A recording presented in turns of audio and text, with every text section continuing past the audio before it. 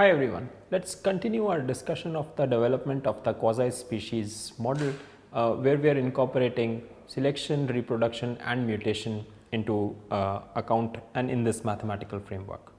So, let us try to think about this. We talked about mutation matrix Q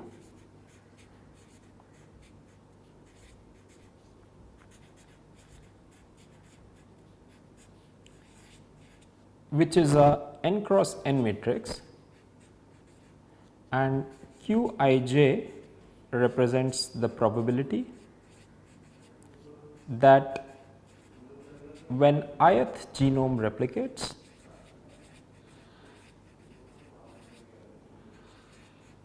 the progeny upon replication belongs to genome J. That's what this represents, and we saw that this Q matrix is a n cross n matrix, Q11, Qij, and the last entry is Qnn, and so on and so forth. So, we have this as a structure of the matrix Q. How do we think about this? First thing that I would like you to think about is, what does matrix Q look like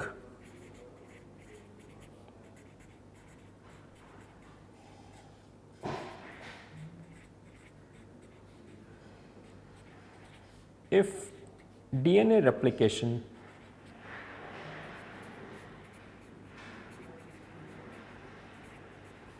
was error free, which means that whenever a bacterium is dividing, it is copying its DNA to be passed on to the progeny, the DNA replication machinery, the DNA polymerase does not make any errors whatsoever and it is 100% faithful. Just pause the video for a few seconds, think about it for 30 seconds, that what would this mean in terms of giving us the structure of matrix Q. So, if this was the case, then you have Qij as probability that ith genome upon replication gives me the progeny which belongs to the jth genome. Now, because replication is error free, if I and j are distinct, that means if I is not equal to j, that means these are two distinct genotypes, then the probability associated with this transition is equal to 0, because there is no way my ith genome upon replication is going to give me the jth genome when the DNA replication is error free. On the other hand, if I is equal to j, what that means is the probability of this event happening is equal to 1, because every time a genome replicates, the progeny is passed the exact same genotype as was there in the parent, because DNA replication is error free. Hence, the progeny and the parent are always carrying the same DNA and the probability of this event is equal to 1. And what does this tell us about my mutation matrix? This tells me that the mutation matrix Q, whose elements are Q11, Q12 going all the way up to Q1n. For genotype 2, this will be Q21, Q22 going all the way up to Q2n, and for the last one Qn1, Qn2 going all the way up to Qnn. What this means is that in the first row, all of these terms represent that there was a mutation that happened when DNA was being copied, because the starting genotype and the ending genotype are distinct from each other, but that is not permitted if DNA replication was error free. If this mutation event did not happen, but I also know that the sum of the elements on this row is equal to 1, what that means is that Q11 element is equal to 1 and all other elements in this row are equal to 0. So, there is 0 probability that the replication event led to a genotype which was distinct from the parent genotype, and the probability that the progeny DNA was identical to that of the parent DNA is equal to 1. For the second row, this the first element and third to the nth element are the elements which represent that there was a mutation event that happened upon replication. Again, these are not permitted, and hence all these entries are equal to 0, and the only entry which is non-zero is Q22, whose probability of happening is 1, because every time a genome 2 divides, the progeny will have genome 2, because DNA replication is error free. Hence, the elements here are going to be 0, 1, and then the rest of the row will have just zeros. Similarly, the last one will have all of these n minus 1 entries representing mutations.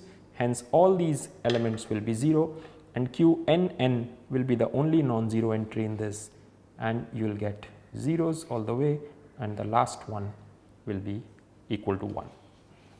So, what that means is that my matrix Q, if DNA replication was error free,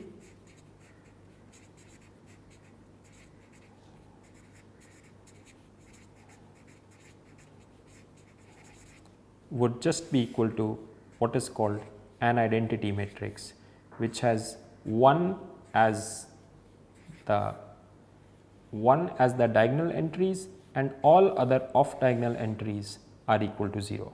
And by diagonal entries we mean these entries whose row number is equal to the column number. So, this entry, for instance, is called a diagonal entry because this corresponds to row number 1, column number 1. This is Q11 entry, first row, first column. This is a diagonal entry because this is second row, second column, Q22 entry, second row, second column, and so on and so forth, going all the way up to Qnn entry, which is nth row and nth column. So, these are all the diagonal elements.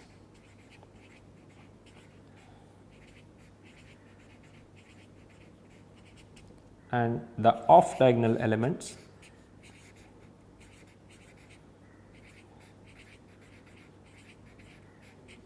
associated with this matrix are all equal to 0 if DNA replication was error free.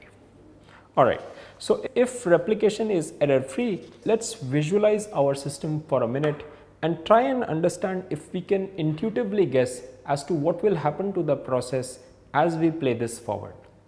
We have n distinct genotypes starting from 1 to n, each growing at its particular growth rate f1 to fn, and mutation events are not being permitted, which means that whenever genotype 1 replicates, the progeny is guaranteed to be of genotype 1.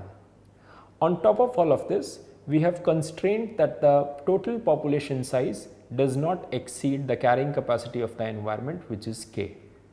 In such a scenario, what should happen, what should be the eventual outcome of this population?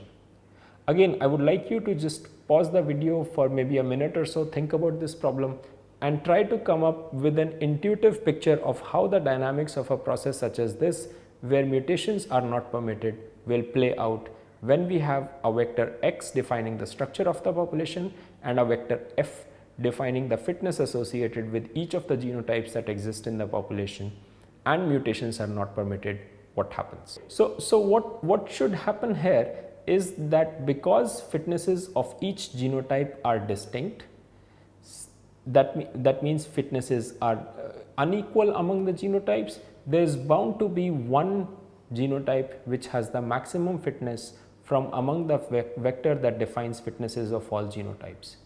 And irrespective of what the starting fraction of that population is, let us imagine that the structure of population is defined by this vector x, which is x1, x2 going all the way up to xn, and the fitness vector is just equal to f1, f2 going all the way up to fn. Let's have an fi here, and an xi here. Let's imagine that of all the n values here, this one corresponds to the maximum value.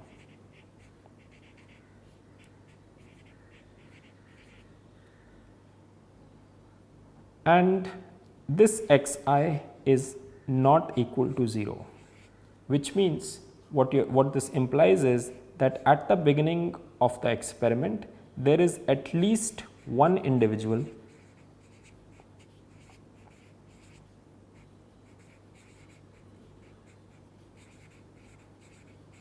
which belongs to genotype I. So, it is not as if there is no individual in the population which belongs to genotype I. Then in that case, this one or more individuals which belong to the ith genotype, which has the maximum fitness rate, then that these individuals are going to grow faster than every other genotype that exists in the population, and eventually selection will ensure that this xi, this genotype outcompetes all other genotypes in the environment, and this eventually xi approaches 1 and all xj's where j is not equal to I approach 0 as time moves forward. So, this is going to be the outcome of the evolutionary dynamics of these n genotypes if mutations are not permitted. So, again this is the scenario when mutations are not permitted,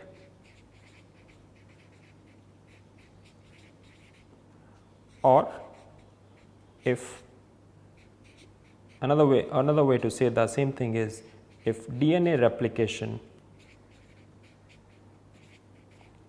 was error free.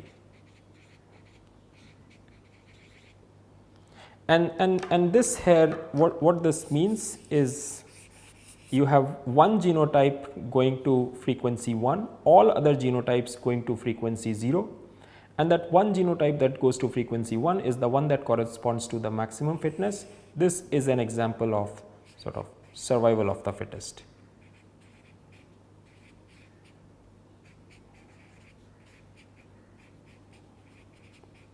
In this environment. Okay. But let us now generalize this. So, this was a special case in which we were talking that there are no mutations permitted. Let us now generalize this and try and understand that how would this play out in reality when there are mutations taking place, and my mutation matrix that is associated with growth dynamics of these n genotypes is not an identity matrix where only the diagonal entries are equal to 1 and everything off diagonal is equal to 0. But the mutation matrix is far more general in nature and each entry is allowed to be non-zero. So, what happens then? Now, we want to generalize this case, and now mutations are permitted, which is a much more realistic representation of what you would expect to happen in nature. If that is the case, Q matrix is much more general and we cannot make any statement about any of the entries. So, all entries could be non-zero.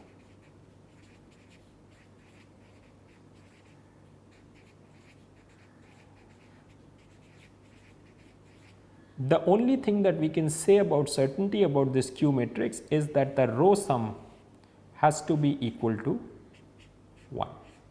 That is the only thing that we can say, but other than that, and also the fact that every entry on this in this matrix is a positive number, because these represent probabilities and you cannot have negative probabilities of events happening.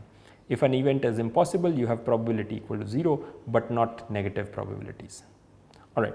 So, now when we have this, let us try and understand that how can we write dx1 by dt, which means how does the frequency of genotype 1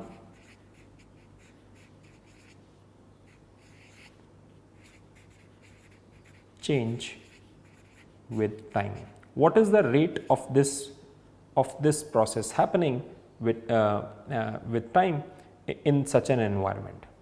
So, to understand this, what we want to see is that if we have genotype, if we have what is happening to individuals of genotype 1. This is an individual of genotype 1.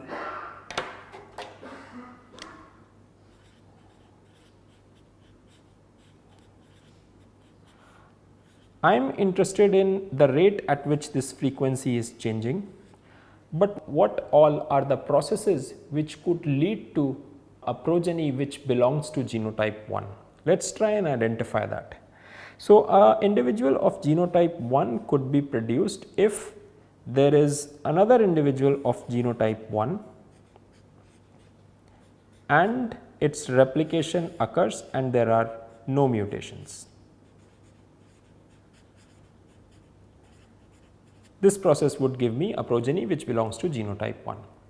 On the other hand, I could also have an individual of genotype 2, and when this replicates, mutation occurred with probability q to 1, that the second genotype replicated and the progeny belonged to the first genotype, and that could also give me a genotype 1.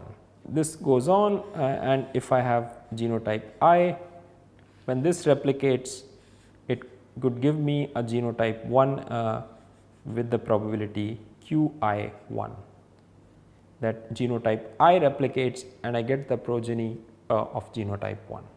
So, these are all the physical events, the division events that could give me a progeny which belong to genotype 1. So, how do we now, our job is, so first of all you should identify that how many arrows or how many such distinct processes are there which would give me a genotype, which could give me a progeny which belongs to genotype 1. There are n such distinct type of division events which give a progeny 1, and now our job is going to be to come up with an expression for each one of these n events, and that gives me an estimate of at what rate is the frequency of genotype 1s changing with time. So, let us try and write those expressions down. So, dx1 by dt, the first one, let us try to write down the expression for this event, that you have progeny of genotype 1 replicating, no mutations happening, I am sorry, the parent of genotype 1 replicating, no mutations happening, and the progeny also belongs to genotype 1. If that is the case, then this expression can be written as x1 f1. This represents the rate of division of genotype 1, which also takes into account what is the current frequency of individuals belonging to genotype 1 in the environment, and multiply that with q11, which is the probability that should this replication event happen, the progeny also belongs to genotype 1. So, this gives me a quantitative estimate of how many genotype 1s are being generated via this arrow. Let us now try to do, let us now try and now do the same for the second one, and which gives me x2 f2. This is the division events that are happening per time for the individuals which belong to genotype 2, but I am only interested in those events which give rise to a progeny which belongs to genotype 1, hence this will be multiplied by q21. And going all the way, the ith expression is going to be xi fi qi1, and there will be n terms in this, and the final term will be xn fn qin.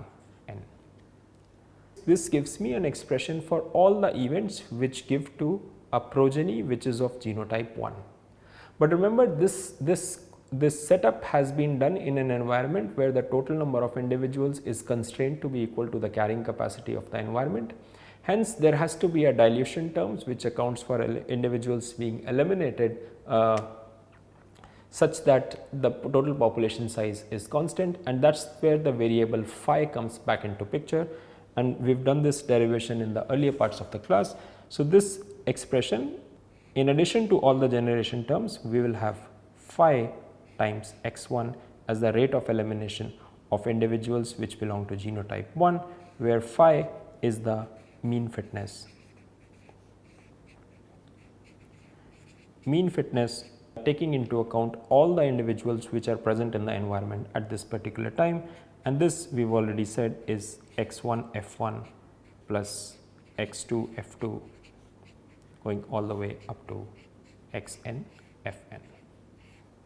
The first thing that you should note here is that this equation is a nonlinear equation. My variables, the f's are fixed.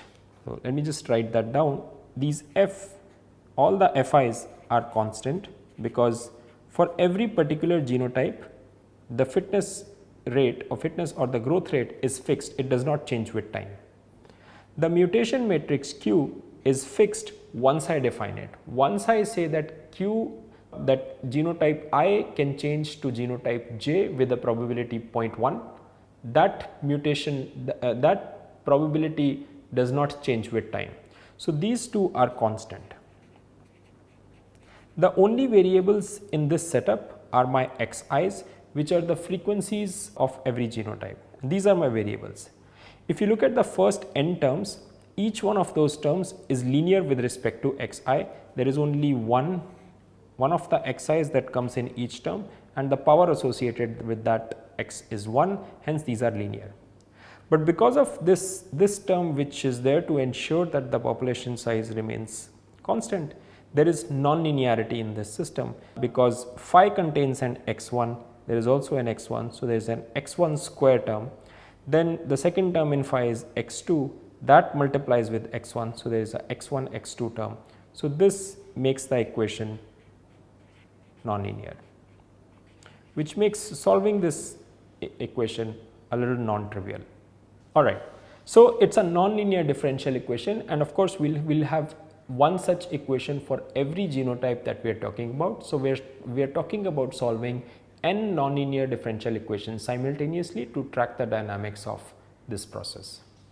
So, this equation can be simplified a little bit, and we can write this as dxi by dt is equal to sigma x j f j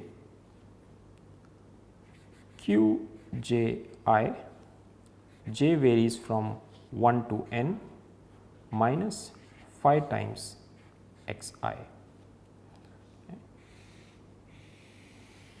I leave that to you to sort of try and convince yourselves that if I were to plug in I equal to 1, I get back this equation. If I were to plug in I equal to 2, I would get the corresponding equation for rate of generation, rate of change of frequency associated with genotype 2, and so on and so forth. This is the eventual equation that we have for such a system where we have n genotypes which are coexisting with each other. Now, the question is that what happens at steady state is what we are interested in. So, what we want to find out is what happens at steady state. And when we discussed the simpler of these two cases where there were no mutations being permitted, it was easy to see that the structure of the population moves in a direction such that the fittest genotype eliminates all the other genotypes that exist in the population, and the population is constrained to that particular genotype, and it represented a case of survival of the fittest. Would that same thing apply here as well? To understand that, and these are nonlinear equations whose solution is not so trivial, so we are going to try and use our intuition a little bit to try and understand, can we figure out that what happens at steady state when we are talking of these systems. So, let us draw a fitness landscape where these n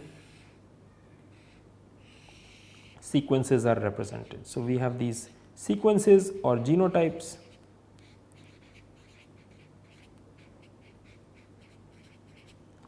and these are the corresponding fitnesses of each of the n genotypes. And now let me say that these look something like this.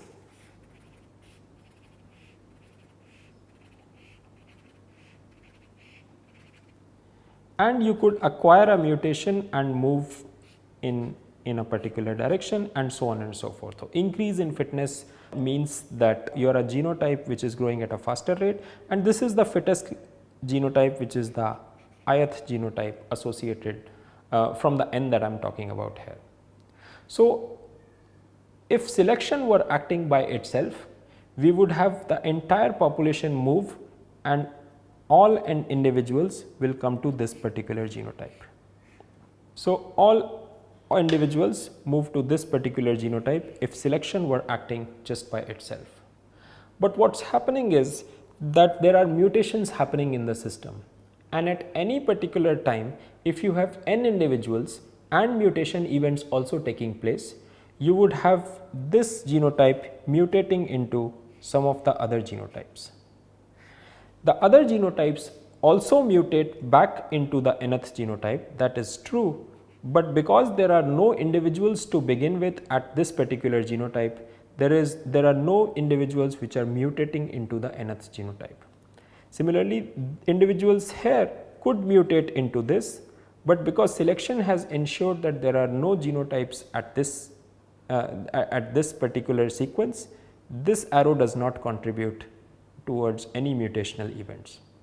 So, if the entire population was constrained at the top of this fitness landscape, then you would have mutational events which would diversify, which would create diversity and lead to other genotypes which are distinct from the fittest genotype that we have around there. But once you have these genotypes being produced, these now selection takes place, and these individuals get eliminated because of selection, and you again have individuals belonging to this particular sequence which are being selected for. So, what is happening is that mutation is aiding diversity, because individuals here are mutating into other genotypes. Mutation is trying to create more genotypes in the environment, but at the same time selection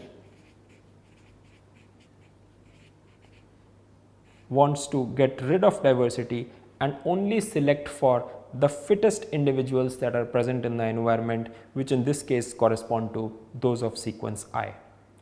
So, eventually at the steady state of this process, the balance between mutation and selection plays out, and you get a spread of individuals about the mean, where the maximum number of individuals are present at the fitness peak, but in the neighboring genotypes such as this and this, you have a non-zero number of individuals being present, and that plays out because of this balance that we are talking about between mutation and selection. If there was only mutation, you would have every possible genotype exist in the population. It was only selection, you would only have the fittest genotype survive in the population. But because both coexist, there is a fight between the two, and eventually an equilibrium is established where you have some spread about the population, about the peak on the fitness landscape, and that represents the steady state frequencies associated with the population of these N genotypes. So, we will continue this discussion and its implications on movement of populations on landscapes in our next lecture. Let us stop for this lecture. Thank you.